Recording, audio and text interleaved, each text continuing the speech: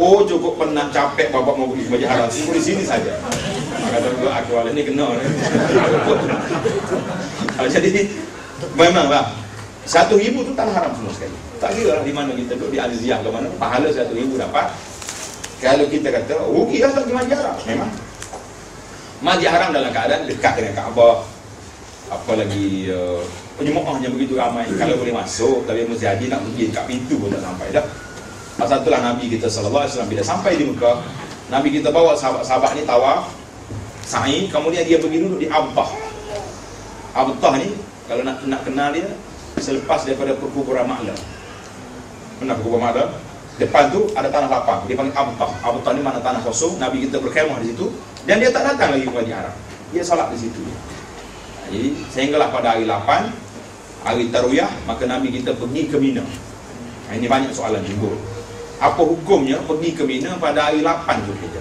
Jawabnya sunnah. Ya Nabi kita pergi, lepas subuh dia pergi, dia salat di Mina pada hari 8 itu, Zuhur, Asar, Maghrib, Isyak, Subuh, 5 waktu. Qasar tidak jamak. Dia qasar. Qasar itu maksudnya Zuhur 2, Asar 2, Maghrib berapa? 1,5.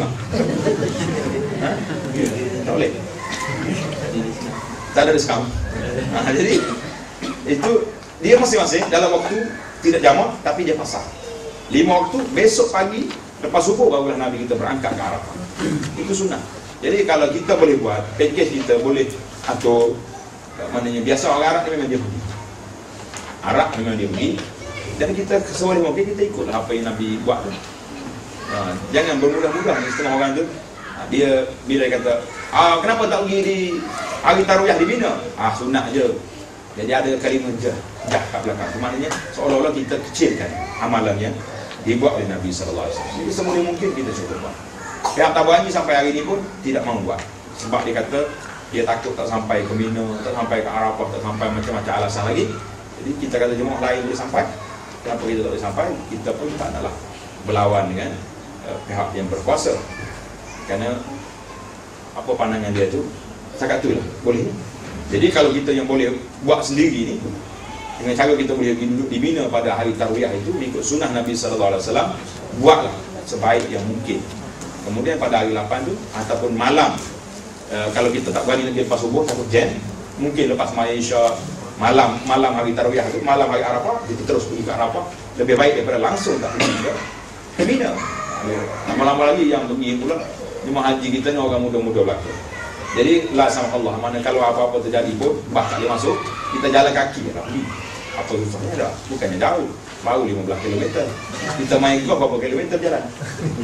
Berapa? Tak main golf, mana main golf?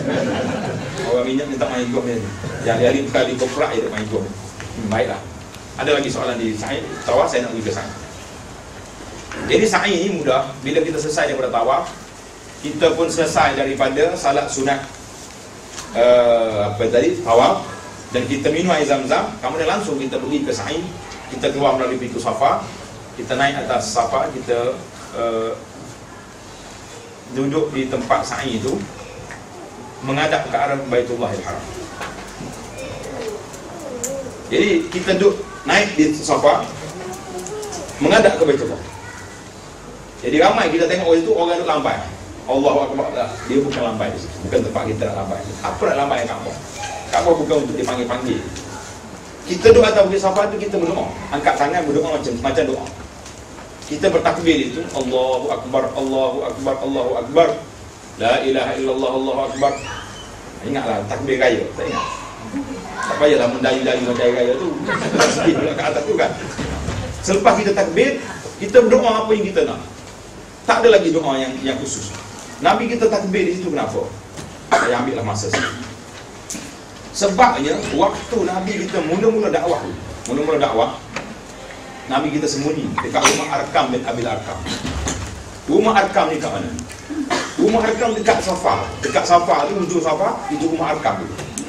Waktu awal tu, tahun 70-an, 80-an dulu, waktu saya mari waktu tu, memang ada tanda rumah Arkam bin Abil Arkam. Tapi sekarang ni, bila dia besar, maka hilanglah tempat tu. Macam mana kan pembesaran tempat saya pernah buat. Jadi bila turun ayat Quran, wa anzir ashiratakal aqrabin. Muhammad, kamu beri peringatan kepada kaum kamu yang paling dekat. Pada waktu itu Nabi kita sallallahu alaihi wasallam naik atas Bukit Safa, panggil semua Quraisy datang. Mari semua. Yang Abu Jahal, Abu Lahab, yang Pak Abu yang tak boleh mari ni, semua hantar wakil, panggil hamba dia, mungkin dengar Muhammad nak cerita apa, Muhammad nak bagi projek apa atas bukit. Semua naik. Bila naik atas bukit, Nabi kita tanya dia, Quraisy, kalau aku cerita belakang bukit ni ada tentera nak datang serang kamu, percaya tak? Semua jawab percaya. Kami tak pernah dengar engkau dusta ya Muhammad. Ma'ahidna alaika kadhiban. Tak pernah dengar engkau dusta. Nabi kata kalau sebelah bukit ni ada pula rombongan pedagang apa, percaya? Percaya. Ibarat istilah orang muda kayak dia panggil teh market. Nabi nak tengok setara mana penerimaan Quraisy pada dia. Semua percaya, tak pernah dusta, tak pernah dusta. Nabi kata kalau macam ini sikap kamu pada aku, maka ingatlah aku ni Rasul daripada Allah. Bila dengar Rasulullah, bangun semula Abu Lahab. Tongeng punggung ada, jeka muka ada, ludah atas muka Nabi ada. Abu Lahab gini atas muka Nabi, ya Muhammad celaka. Tabbalak kaya apa? Pagi-pagi dia mengumpul aku nak cerita benda ni. Maka turun ayat Quran. Manusia yang kita boleh sumpah dalam salat kita, di luar salat siapa? Abu Lahab.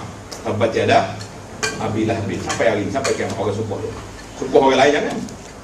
Batas maya lah. Maka bila Nabi kita naik atas Bukit Safa, di tempat dia dihina suatu masa dulu, maka Nabi kita bertakbir, Allahu Akbar, Allahu Akbar. Mana Allah Ta'ala yang maha agung, yang maha perkasa, yang telah mengalahkan wahazamal ahzab wa wahdah. Di sinilah tempat aku dihina dulu, hari ini aku dengan penuh kemuliaan duduk di atas Bukit Safa. Jadi kalau kita naik atas Bukit Safa, kita ingatlah sejarah Nabi kita dihina di sini. Kenapa aku bertakbir di sini? Ya Allah, kerana Nabi kamu dihina di sini. Sekarang ini setelah mulia, kita naik atau kita bertakbir dalam kerana kita bersyukur Allah Ta'ala. Kita ingat bahawa Islam itu telah mendapat kemuliaan daripada Allah Subhanahu Wa Ta'ala. Jadi ingat atas Bukit Safa. Kemudian bila kita turun daripada Safa nak pergi ke Marwah tu, jarak di antara Safa dengan Marwah tak jauh. Ikut dalam kitab ni kata jarak dia nya 420 meter. 420 meter kali 7 berapa? 2.8 kilometer. Dekat 3 kilometer, tak jauh, dekat. Jadi kalau rasa payah sangat jauh nak jalan, pagi-pagi jalan je. Pergi sana, pergi sini, pusing dalam bandar Doha ni, cukup lah tu 3 km lah. Buat stamina sikit. Tak perlu stamina dah. Dalam situ kawasan tu, kita dah cukup dengan orang berjalan, semua orang ramai suka. Jadi kita bukan suka, kita nak ibadat kepada Allah SWT, jaraknya sedemikian. Jadi kita tengok bila duduk atas Bukit Safa, sampai di Marwah nanti pun sama juga. Kita boleh menghadap ke arah kiblat dan kita berdoa kepada Allah Subhanahu Wa Taala daripada Safa ke Marwah. Bila sampai di tanda hijau, tanda hijau itu orang laki-laki diminta supaya berlari-lari anak. Kenapa laki-laki berlari? Sedangkan isu yang berlaku asalnya Hajar, mak Nabi Ismail, kan dia yang berlaku. Habis kenapa sekarang laki-laki berlari? Kenapa tak suruh perempuan berlari? Kita tengok berlarilah kamu. Sebab kamu yang buat pasal dulu, dia lari cari air. Tak, Allah Ta'ala suruh orang perempuan berjalan perlahan-lahan, yang suaminya lelaki kena lari. Sebab biar kita teringat, bila kita penat, kita teringat pengorbanan Hajar mendidik anak seorang diri di tepi Kaabah dalam keadaan ditinggal oleh Nabi Ibrahim AS, cari air tak jumpa. Itu kita teringat. Jadi pada waktu itu bila kita berlari, isteri duduk kat belakang, biar kita teringat Allah. Waktu isteri tak ada kat rumah satu hari dah, macam mana gelisahnya kita. Kena mengasuh anak pula tu, isteri pergi mesyuarat, bahaya hidup dah. Jadi biar ingat sikit. Tengah-tengah kita berjalan tu, ingat kepada Hajar, ingat kepada isteri yang dekat belakang tu, betapa pengorbanan mereka telah membantu kita begitu jauh dah. Tinggal kampung halaman, orang mari ke Fatah lagi, ikut mari juga dia. Apa yang kalian kata-kata tak nak mari? Susah tak susah? Ada kawan-kawan kita yang tak nak mari tu, susah juga. Setiap bulan kena balik. Saya cakap juga. Saya cakap ke ayat lain kan, menangis pula sebelah tu. Jadi kurangnya tu. Jadi ceritanya pengorbanan orang perempuan sangat tinggi, maka diberi kepada kita orang laki-laki yang kena ambil risiko berjalan cepat. Jadi kita berlalu di Safa, kemudian berakhir di Marwah. Kamu balik ke Marwah semula, berakhir di Safa. Itu satu, pergi satu. Jadi kita kena ingatlah, dalam kita tawaf, kalau terlupa satu, kita undur satu je. 5 ke 6 ni pusingan. Suami kata 5, isteri kata 6, ambil 5. Jangan duk kelahi situ pula. Tak bilang betul-betul. Jangan. Sabar je lah. Ambil nak 5. Tapi dalam masalah sa'i, dia tak ada 5 ke 6, tak ada. Dia ada 4 6. 4 6 ataupun 5 3. Sebab mengikut lorong kita. Kita duduk side mana? Kalau menghala ke Marwah, maknanya kita mesti angka ganjil. Kalau mari ke Safa, kita genap. Itu kena kira betul-betul. Jangan ada buat lupa gitu, letih gitu. Jadi bila kita habis sa'i, maka selesailah. Sama ada haji ataupun umrah kita selesai, dan kita berpindah kepada rukun yang seterusnya, iaitu bercukur. Ingat, tidak ada sunat sa'i, tak ada. Sa'i sunat tak ada. Semaya sunat sa'i tak ada. Lama sudah semaya sunat tawaf, ada sunat tadi. Lepas sa'i aku nak semaya sunat juga lah. Tidak ada semaya sunat sa'i, dan tidak ada sa'i sunat. Jadi ada setengah orang tu tak apa, isteri saya nak buat umrah ini, saya pun nak pergi ikut dia juga lah. Tolong dia sikit, bantu dia. Kita pergi tawaf sekali dengan dia niat sunat. Sampai Pak Sa'i pun niat sunat sa'i. Tidak ada. Jangan itu mereka cipta dalam benda-benda yang tidak ada. Sa'i tak ada masa, Ustaz. Ada masa, Ustaz? Tak ada masa. Syarat dia nya, macam tawaf. Syarat dia sa'i, kalau kita haji ifrad, mesti melakukan selepas tawaf kudum. Bila dia tawaf kudum, kita terus sa'i haji. Kalau umrah, selepas tawaf umrah, sa'i umrah. Kalau tak buat lagi pun, macam umrah tadi, macam tawaf tadi juga, masa dia tak putus selagi kita tak buat. Sebab dia termasuk dalam rukun. Itu sa'i sudah selesai. Ada soalan Pak Sa'i? Kita sekarang ni dia apa ni, ada apa tingkat atas. Ada tingkat, sama juga. Hukumnya tak. Hukum dia cuma kalau kita boleh tawaf di tempat asal di bawah tu lebih afdal. Kalau tak mampu ataupun orang jam sangat, kita naik tingkat atas. Itu telah difatwakan oleh ulama bahawa harus melakukan tawaf dan sa'i di tingkat atas, kerana walaupun dia duduk di atas, dia masih lagi di dalam lingkungan udara tempat sa'i ataupun tempat tawaf. Jangan keluar daripada kawasan tu. Lalu itulah orang dia cadang nak buat haji VIP, haji express, dia guna helikopter ya, boleh tak? Dekat nak subuh, piung helikopter lagi masuk Arafah. Jangan tak turun-turun, ada di situ. Baca-baca zikir 3 kali, subhanallah 3 kali, keluar pergi Muzdalifah. Sampai Muzdalifah zikir sikit, terus pergi Mina melontar. Daripada Mina pergi tawaf pula dengan helikopter. Boleh jadi dia boleh siap haji dia dalam masa setengah jam. Kalau ada, tapi tak mungkin nak buat juga dalam dunia haji kawan. Tak usah pergi haji lah senang. Itu masalah apa ni? Yang kelimanya, bergunting atau bercukur.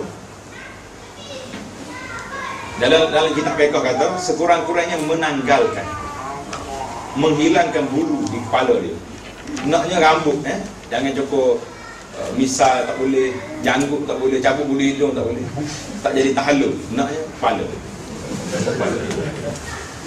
Dan tidak senang cari-cari. Habis macam mana cara nak hilangkan?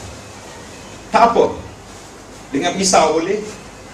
Kalau tak ada pisau, payah tak ada pisau, pegang rambut itu cabut boleh. Ataupun kalau orang isap okok, dia pegang kebetulan ada api kat tangan dia tu. Orang panggil apa ni? Mancis. Apa nama? Lighter. Pakar saja. Pun jadi juga. Yang penting hilang rambut. Mudah. Cara nak hilang tu buat berbagai-bagai cara. Cuma dalam kitab fiqh kata menghilangkan sekurang-kurangnya 3 orang rambut. Saya tidak nak fiqh di sini. Saya naknya Nabi kita sallallahu alaihi wasallam berdoa kepada orang bercukur 3 kali. Ya Allah, beri rahmat kepada orang bercukur. Sahabat-sahabat tanya lagi. Dia turun tanya untuk kita lagi. Yang sama bercukur ni, orang bergunting Rasulullah, Nabi tak layan. Ya Allah, beri rahmat kepada orang bercukur. Yang bergunting tanya, orang bergunting Rasulullah, Nabi kata beri rahmat kepada orang bercukur. 3 kali dia ulang, beri rahmat kepada orang bercukur. Tapi dia orang ni tak putus asa. Orang bergunting, yang keempat Nabi kata wal muqassirin, orang bergunting boleh ke rahmat. Tapi gunting di sini bukan makna 3 orang rambut, gunting semua sekali.